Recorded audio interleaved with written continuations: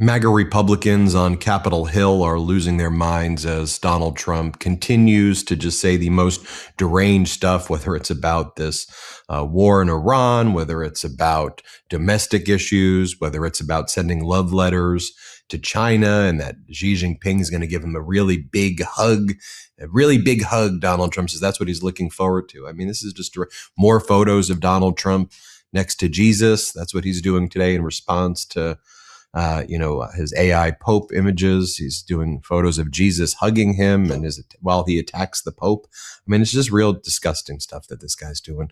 So you have MAGA Republicans just, recycling the same playbook. You've got Tom Emmer saying Democrats, Marxists, socialists, anarchists. Here, play this clip. Senate. In fact, the only reason this has been held up is because of the Democrats' Marxist, socialist, anarchist base that is refusing to, Chuck Schumer doesn't want to lead. He wants to follow. All right. Then bring in Kelly Loeffler over here, who's their small business head. She's a billionaire running the small business group within the government. And she says inflation's doing great. Things are amazing. We'll probably lower interest rates soon because we've really stabilized the inflation situation. Let's play it. But the thing that we hear is interest rates. Small businesses would like interest rates to get down. I know the president's working very hard on that. We've got pretty stable inflation here now, core inflation 2.6. There's no reason interest rates can't come down and give some relief to small business, home buyers, and the rest of hardworking Americans. All right, you got to hand it to them. I mean, the way they're able to lie as inflation surging, wholesale inflation yesterday hitting 4%. I mean, if you just look at the way they do, I mean, it's really the peak of sociopathy. Then you have people like MAGA Republican Congress member Byron Donald saying, it's really a good thing. This is what the American people want, that Pam Bondi, former attorney general, is just not showing up to the House Oversight Committee, regardless of there's a subpoena, because she's not the AG. So aren't we beyond talking about Epstein at this point? We've moved on, haven't we? This is what they're going with. Play this clip. I want to move to some domestic issues now. Major headline this week, the First Lady, Melania Trump, put Jeffrey Epstein back in the headlines when she made a surprise announcement denying ties to the convicted sex offender. You're a member of the House Oversight Committee, which was scheduled to hear from former Attorney General Pam Bondi this coming Tuesday about her handling of the Epstein files. The Justice Department says Bondi's ouster excuses her from having to appear. Do you think Pam Bondi should testify this week? Look, I don't actually at this point, I don't really think so. Now that she's a former attorney general of the United States. Well, Hillary Clinton, hold on, Hillary Clinton wasn't in office and she testified. Well, let me be very. Okay. Then you had Donald Trump earlier in the morning when he was asked about domestic issues by Maria Bartiromo. Here's what he had to say. Let's play it. Sir, what are your top priorities now for the economy for the rest of the year? To be honest, we are doing so well. You look at this. I hit the 50,000 Dow mark, which everyone said couldn't happen in 4 years. I did it in 1 year. I hit the 7,000 S&P mark in less than 1 year. Let's bring in Democratic Congressmember Moskowitz. Congressmember, where do we even start here? I guess let's start with Bondi. Obviously, you knew her in Florida. She was the AG in Florida as well. Just not showing up to a deposition where you've been subpoenaed just because I'm no longer the AG. What's your reaction to that, Congressman? Well, come on, Ben. She doesn't have to show up because the Dow's at 50,000. Okay. I mean, come on, the Dow's at 50,000. Why are you asking questions about Epstein? I mean, who cares about the victims so long as the Dow's at 50,000? By the way, the Dow is no longer at 50,000, of course. And Pam is going to have to testify. This idea that you can resign your office to evade a congressional subpoena is not going to work. By the way, it's quite frankly why, I think we should have pushed back harder from the Clintons testifying, because it was unclear whether the Republicans were going to hold Pam Bondi to the same sort of standard. So let's see what happens. Let's see if they do that.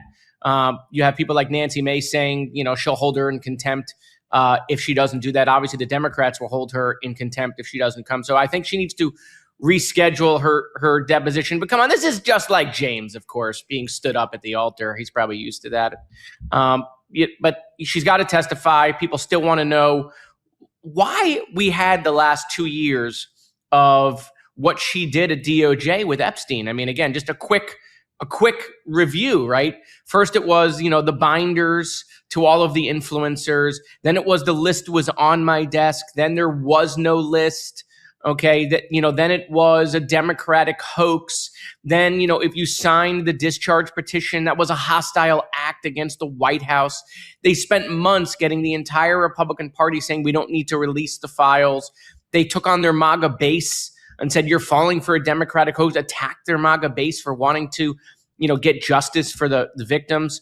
And then when Republicans started signing the discharge petition, they took them into the Situation Room in the White House, the place where we launch war from, and had everyone there, including the Attorney General. And they tried to get, people to take their name off the discharge petition, promised Republicans that they wouldn't, they could get them stuff in the budget, or if they didn't do it, we would primary you. And then when that didn't work and it was clear that we had the votes to get this done, then all of a sudden, Donald Trump released everybody, and, it was almost unanimous in the House. One Republican voted again, and it was unanimous in the Senate. But they fought it for 8 or 9 months. We want to hear why. Why? What was Pam instructed to do that? Why did she give out those binders? Why did she say there was a list? Why did she then say there was no list? Why were they tracking members when they were reviewing the files? Let's not forget that they tracked all of us to see what files we were reviewing. Why were they doing that? Why did they redact the co-conspirators' names? Why did the FBI director say Jeffrey only, under oath, by the way, Jeffrey only trafficked girls to himself? We know that's not true because they were co-conspirators. Why did the FBI director say that Donald Trump's name appears less than 100 times in the documents? We know that's not the case. His name appears more times in the documents than Harry Potter's name appears in the books about Harry Potter. So these are the questions we want to ask her, and she'll be under oath during that deposition. So it needs to move forward. The broader point, they have this massive propaganda machine that they use. And I think they've always believed, and this is, I think, Trump's view, that the American people are stupid, that you can keep on lying with this fire hose of disinformation over and over and over again.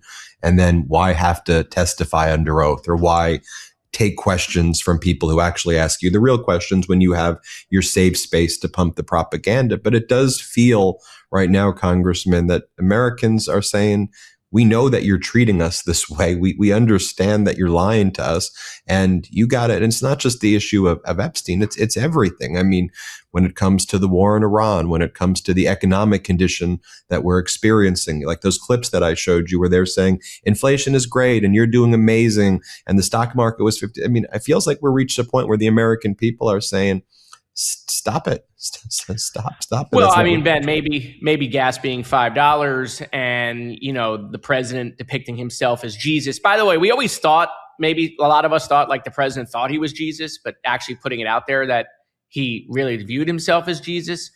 Turns out he's just a doctor. The president's just taking the Hippocratic oath, just wanting to heal the people, right? Don't you feel healed, Ben? Donald Trump's a real healer, real uniter.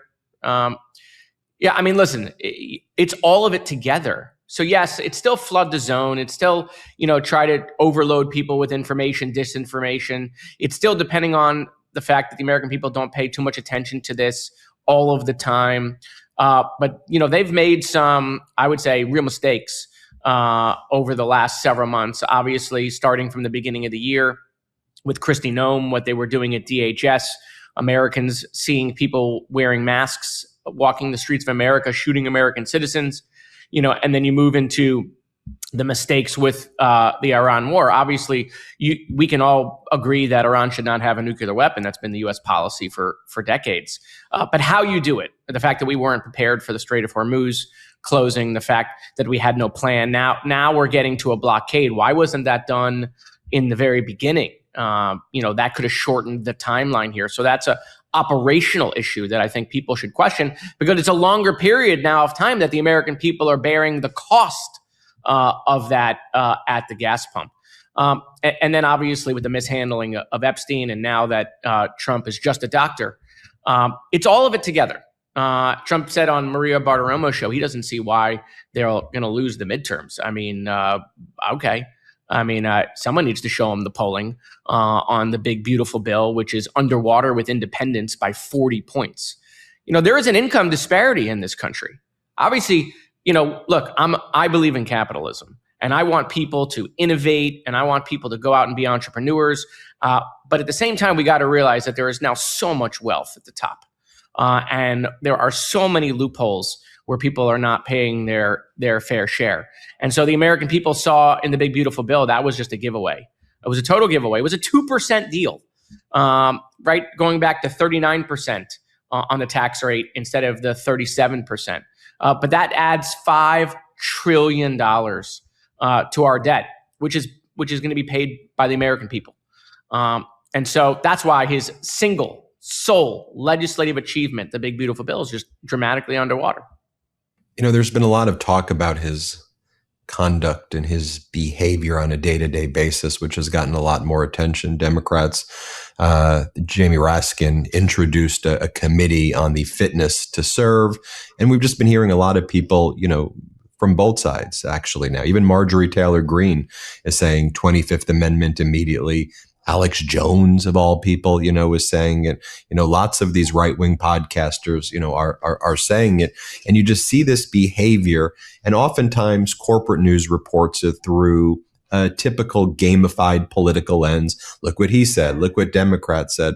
But oftentimes when you just pull back and you look at the behavior, I mean, whether it is the AI Jesus photos or just, you know, the daily posts about love letters from Xi Jinping, or, you know, he's been saying since February 4th, Iran's made a deal. We made a deal. We're about to have a deal. The deal's been done. They're begging me for a deal.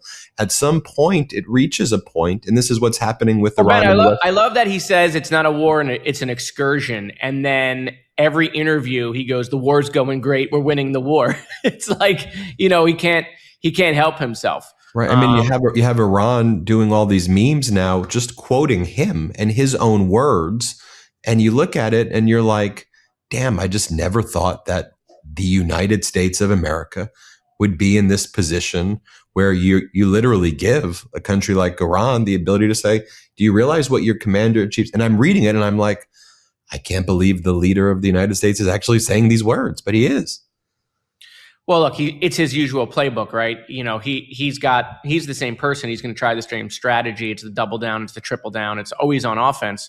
But, you know, obviously it doesn't necessarily work when you can take it in totality of all the words, right? The straits are open. The straits are closed. They're open. We're opening them. We're going to open them ourselves. Where is Europe? Why aren't they helping us open them? We don't need Europe's help opening them. We're going to open it. Iran's going to open it. You know, it's already open. Now we're going to close it. Iran says they're going to close it. You're not closing it. We're closing it. It's closed, but it's going to be reopened very soon. 2 weeks. 2 weeks. Everything's 2 weeks. And look, the American people, I think, are tracking all of that. And again, it's not in a vacuum. It's the totality of all of this together. I think the American people are exhausted.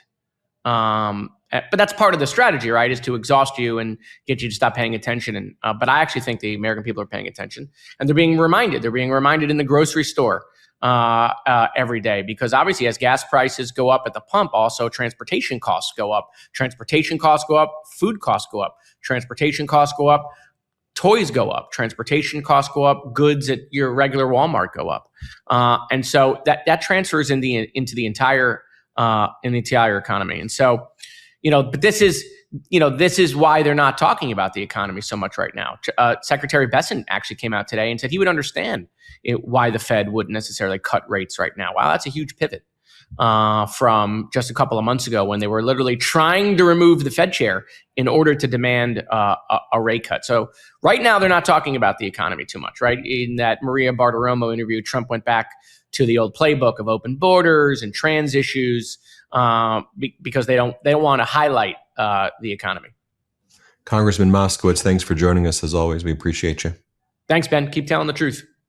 Everybody hit subscribe. Let's get to 7 million subscribers. Want to stay plugged in? Become a subscriber to our Substack at MeidasPlus.com. You'll get daily recaps from Ron Filipkowski, ad-free episodes of our podcast, and more exclusive content only available at MeidasPlus.com.